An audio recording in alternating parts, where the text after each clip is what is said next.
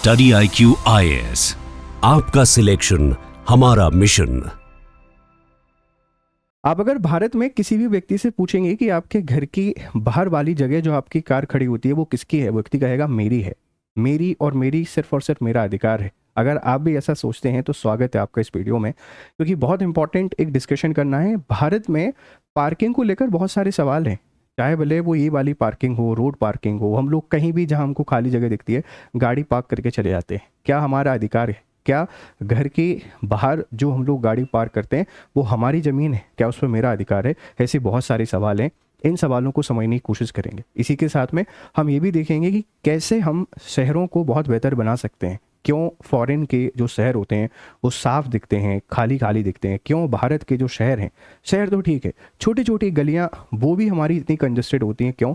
तो भारत की एक बहुत बड़ी परेशानी जिसको आप लोग ट्रैफिक कहते हैं, उस ट्रैफिक पर बात करेंगे। इसी के साथ में हम आपसे बात करेंगे कि जो घर के बाहर की पार्किंग है वो क्या आपकी है। जैसे ये आप स्लाइड यहाँ पे देख लीजिए, ये आपको बता रहा है क्या आपके घर की बाहर की पार्किंग आपकी संपत्ति है? क्या उसे अपनी संपत्ति मान सकते हैं क्या?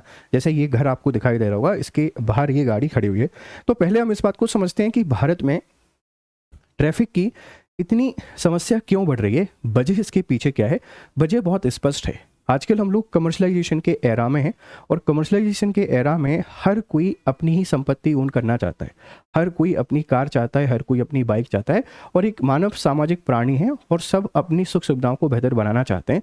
लेकिन फॉरेन में आपको ऐसी चीज़ें थोड़ी कम देखने को मिलेंगी। They believe in public property. वो मेट्रो का यूज़ करेंगे, ट्रेन का यूज़ करेंगे, बसेस का यूज़ करेंगे। खुद के जो व्हीकल्स होते हैं उनके कम यूज़ करते हैं। उसके पीछे वजह, कई सारी वजह। पहली वजह है कि देखो जो एडमिनिस्ट्रेशन है उसको आसानी हो जाती है। एक कार चलती है और एक बस चलती है, लगभग जगह बराबर ही लेते हैं। जैसे 2 कार के बराबर जगह एक बस ले लेती है। उस एक बस में 30, 40 या 50 लोग बैठ सकते हैं, लेकिन 2 कार में ज़्यादा से ज़्यादा 10 लोग आपके पास बैठ पाएंगे। तो सुविधा काफ़ी सारी हो जाती है, पहली चीज़। दूसरा, जब कम गाड़ियां चलती हैं तो उससे पॉल्यूशन काफ़ी कम होता है। पॉल्यूशन कौन सा? एयर पॉल्यूशन, नॉइस पॉल्यूशन, दोनों आपके कम हो जाते हैं। और इसी के आधार पर वो लोग नेशन बिल्डिंग पर ध्यान देते हैं, तो बसेस का या पब्लिक प्रॉपर्टी का यूज़ ज़्यादा करते हैं। और इसी के साथ में जेब खाली होने से ही बच जाती है, क्योंकि पर्सनल व्हीकल को जब यूज़ करते हैं तो बहुत सारा फ्यूल इसमें आपके पास चला जाता है।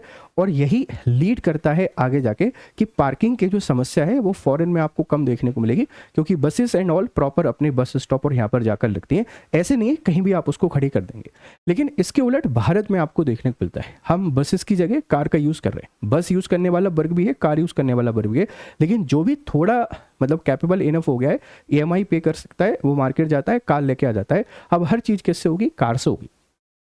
10 कारें चल रही हैं, 10 कारों में 10 लोग बैठे हुए हैं, तो ये नॉइस पॉल्यूशन भी बढ़ा रहे हैं। इसी के साथ में हमारा जो एयर पॉल्यूशन है उसको भी बढ़ा रहे हैं। तो पार्किंग की समस्या है भारत में। है क्यों? क्योंकि हमारे घर बहुत अनप्लान्ड बने हैं, हमारी लाइफ स्टाइल बहुत अनप्लान्ड बनी हुई है। और यही जो पार्किंग की व्यवस्था है आपको ट्रैफिक में लेके जाती है। जैसे आपने देखा होगा, आप किसी गली से गुजर रहे हैं, उस गली में एक कार खड़ी हुई है, ना उसका कार का ओनर है ना कोई है, बस खड़ी हुई है। उसने एक तरफ का पूरा रास्ता रोक दिया है। अब जो लोग हैं बचे हुए एक ही साइड से निकलेंगे और उसके कारण ट्रैफिक आपके पास जाम हो जाता है।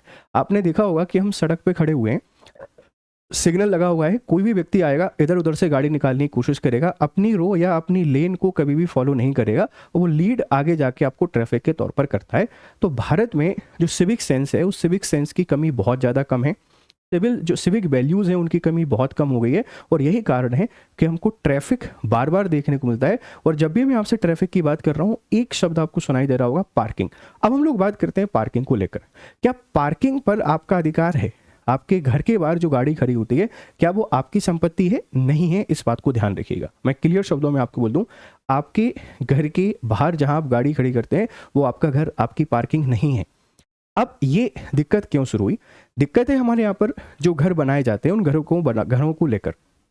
जैसे फॉरेन में जब भी कोई व्यक्ति घर बनाता है तो अपने घर के बाहर इतनी जगह जरूर छोड़ता है कि उसमें एक छोटा सा पार्क बना ले और अपनी कार की पार्किंग कर ले। मतलब इन हाउस पार्किंग आपको देखने को मिलेगी, बाहर एक आध की ही गाड़ी आपको खड़ी देखने को मिलेगी।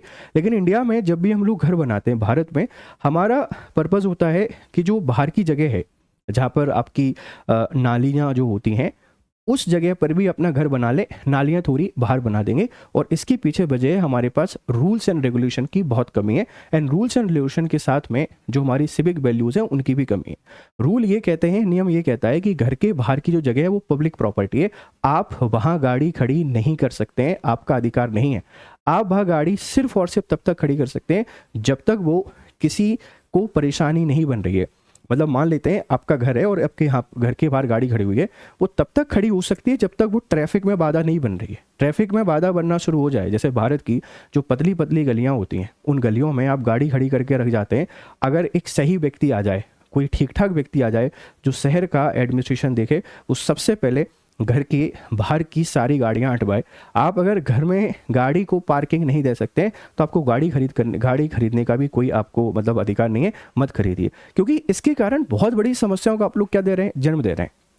इससे एक्सीडेंट होते हैं, इससे जाम लगता है, इससे दिक्कतें आती हैं। तो अगर आप इस गलतफहमी में जी रहे हैं कि आपके घर की बाहर की ज़मीन आपकी है, तो नहीं है, इस बात को ध्यान रखिएगा। इसीलिए इन फ्यूचर में जब भी आप लोग घर बनाने जाएं, तो घर बनाने का एक बेसिक आइडिया मैं आपको बताता हूँ। घर ऐसे होने चाहिए कि जो पहला फ्लोर है, मतलब आप हमेशा फर्स्ट फ्लोर से घर बनाइए, ग्राउंड फ्लोर को खाली छोड़ दीजिए। थोड़ा सा पैसा लगेगा, थोड़ी सी लागत लगेगी, लेकिन वो आपको बहुत सारी चीज़ें दे देगा।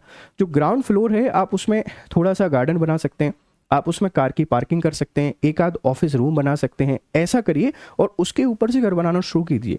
अगर आप ऐसा करना शुरू करेंगे तो ना तो बाहर की ज़मीन आपको एनक्रोच करने की आवश्यकता पड़ेगी, ना ही आपकी गलियां सक्रिय होंगी, और ना ही भारत में जो ट्रैफिक की दिक्कत होती है वो आपको देखने को मिलेगी। अब हम लोग बात करते हैं पब्लिक एरिया की। क्या पब्लिक एरिया में आप कहीं भी गाड़ी खड़ी कर सकते हैं? क्या कहीं भी गाड़ी खड़ी नहीं कर सकते, ये इलीगल है। खाली जगह आप खाली करके चले जाइए, कोई दिक्कत नहीं है। लेकिन अगर मार्केट एरिया है या कोई पॉश एरिया है जहाँ पे लोग रहते हैं, आप कहीं भी गाड़ी खड़ी करके चले जाते हैं, कानूनन तौर पे अपराध करके चले गए, पुलिस को आपकी गाड़ी जब्त करने का अधिकार है, उस पर फाइन लगाने का अधिकार भी है। तो इस बात को आप समझिए कि कहीं भी गाड़ी खड़ी करना आपके पास सही नहीं है। हम ये सारी बातें क्यों कर रहे हैं? ये सारी बातें कर रहे हैं दिल्ली को लेकर। तो दिल्ली में क्या व्यवस्था है, चलिए जरा इसको थोड़ा सा बारीकी से समझते हैं। देखो, दिल्ली पुलिस की नई अतिक्रमण और ट्रैफिक योजना है। दिल्ली पुलिस शहर में ट्रैफिक जाम को कम करने के लिए नया कंजेशन मैनेजमेंट प्लान यहाँ पे लागू कर रही है। हर ट्रैफिक सर्कल में उन समस्याओं वाले क्षेत्रों की पहचान करना है जहां अवैध पार्किंग और अतिक्रमण के कारण ट्रैफिक आपके पास रुकता है। ट्रैफिक भारत की सबसे जो मूलभूत आवश्यकता है उनमें से है।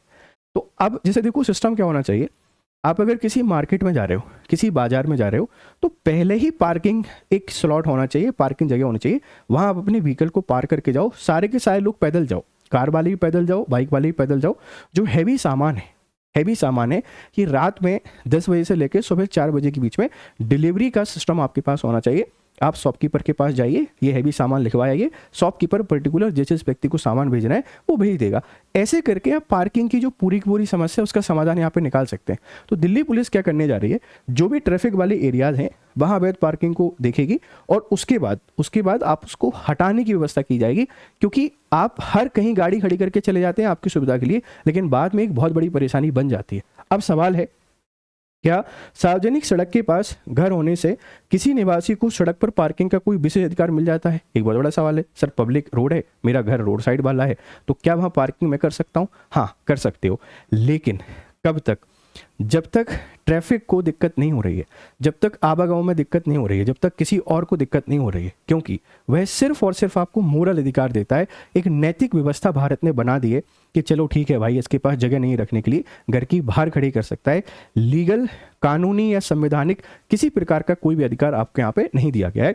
इसको लेकर कोई एक्ट है क्या? बिल्कुल एक्ट है। समझो, जैसे निजी संपत्ति, आपका अधिकार यहाँ समाप्त होता है। जैसे समझिए, आपकी निजी संपत्ति है, आप यहाँ तक हैं, यहीं आपकी वैल्यू खत्म। सार्वजनिक सड़क, निगम का अधिकार यहाँ से शुरू होता है। जहाँ जैसे ये गेट है, आपका पूरा का पूरा यहाँ सब कुछ खत्म हो गया। इसके बाद निगम का, यानी जो भी आपका म्यूनिसिपल कॉर्पोरेशन है, नगर पालिका है, उसके अधिकार की शुरुआत हो जाती है। मतलब गेट जो है, इस गेट के बाहर का जितना भी एरिया है वो आपका नहीं है, वो सिर्फ और सिर्फ किसका होता है? सरकार का होता है। तो हम लोग जो लैंड को एनक्रोच करते हैं, कोई नेट लगा देता है, कोई दीवार खड़ी कर देता है, सब इलीगल है। इनको कभी भी हटाया जा सकता है।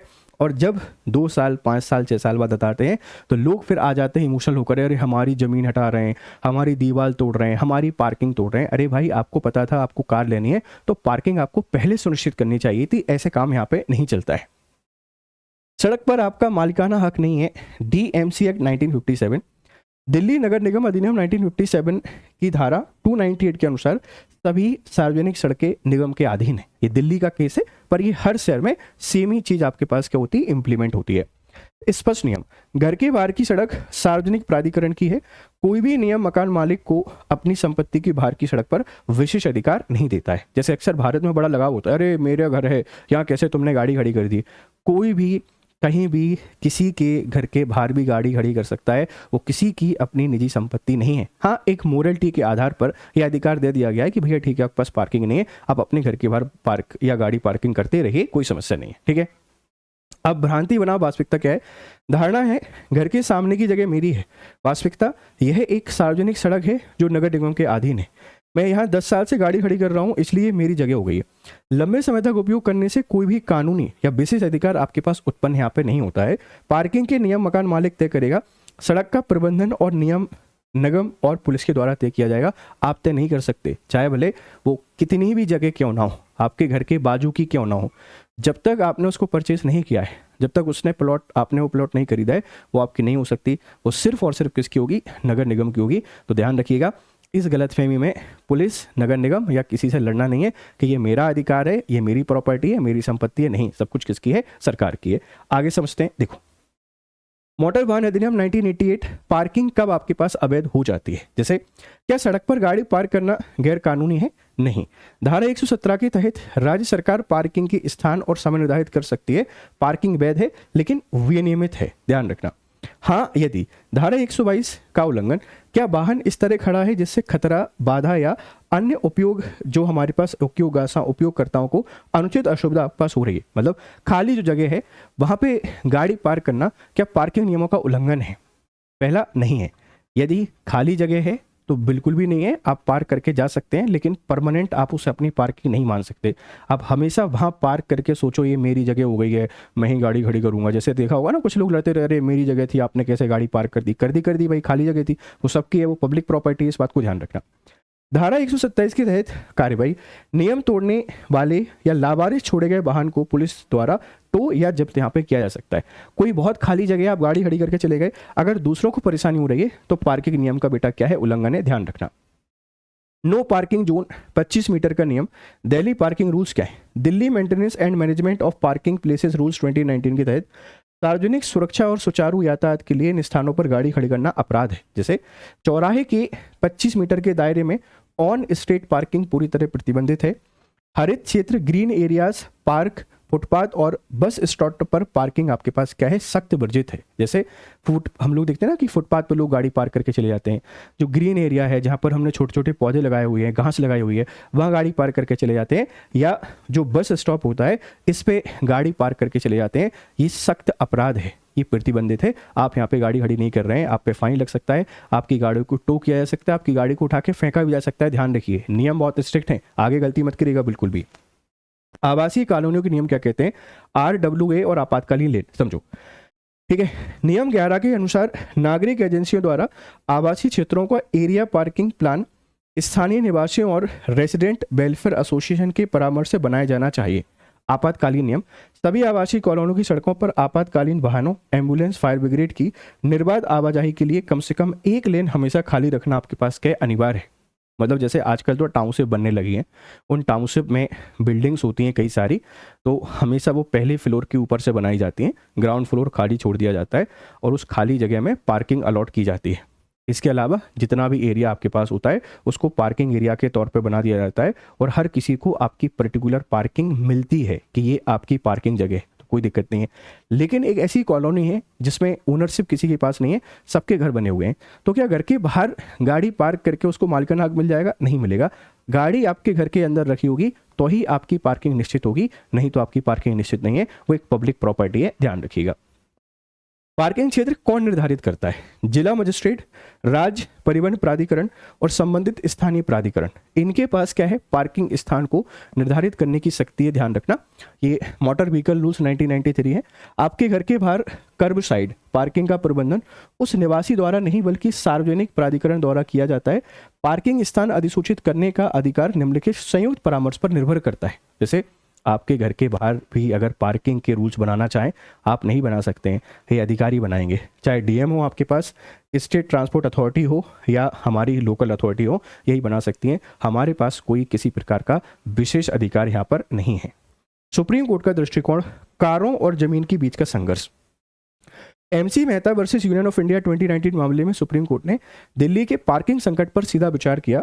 कठोर वास्तविकता, अदालत ने माना कि कुछ कॉलोनियों में सड़कों पर पार्किंग की अनुमति देनी ही होगी, क्योंकि वाहनों की संख्या उन वाहनों से कहीं अधिक है जिन्हें घरों के अंदर पार्क किया जा सकता है। नागरिक समझौता, एक प्रभावी पार्किंग नीति केवल नियम लागू करने के लिए नहीं है, बल्कि प्रदूषण, अपराध और जाम को कम करने के लिए एक आवश्यक अर्बन प्लानिंग टूल है। मतलब सुप्रीम कोर्ट का कहना है कि अब लोगों के पास घरों में पार्किंग की जगह ही नहीं है, कार पार्किंग की जगह ही नहीं है, आप उसको घर के बाहर पार्किंग की जगह दे दीजिए, पर वो स्ट्रिक्ट नहीं होना चाहिए कि मेरी ही जगह है, मैं ही पार्क करूंगा और उसके कारण दूसरों को परेशानी नहीं होना चाहिए।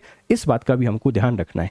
इसी के साथ में जो हमारा पार्किंग के रूल हैं, ये किसी को परेशानी करने का वो नहीं है, ये एक टूल है जिसके थ्रू प्रदूषण को कम करते हैं, जिसके थ्रू ट्रैफिक को कम करते हैं, जिसके थ्रू एक्सीडेंट को कम करते हैं, और ये टाउन प्लानिंग का एक इम्पॉर्टेंट टूल है। इसीलिए पार्किंग पर इतनी चर्चा आपके यहाँ पर की जा रही है। ठीक है, अब एक जिम्मेदार नागरिक के रूप में आपके अधिकार, आपकी संपत्ति नहीं है, आपके घर के बाहर की सड़क निगम की संपत्ति है, लंबे समय तक उपयोग करने से मालिकाना हक नहीं मिल जाता है। पार्किंग वैध है पर अधिकार नहीं है। आप सार्वजनिक सड़क पर नियम अनुसार गाड़ी खड़ी कर सकते हैं, लेकिन यह दूसरों के लिए बाधा नहीं बननी चाहिए। आपातकालीन रास्ता जरूरी है और सहमति से समाधान, आप सहमति निकालकर सहमति से उस समस्या का समाधान यहाँ पर निकाल सकते हैं।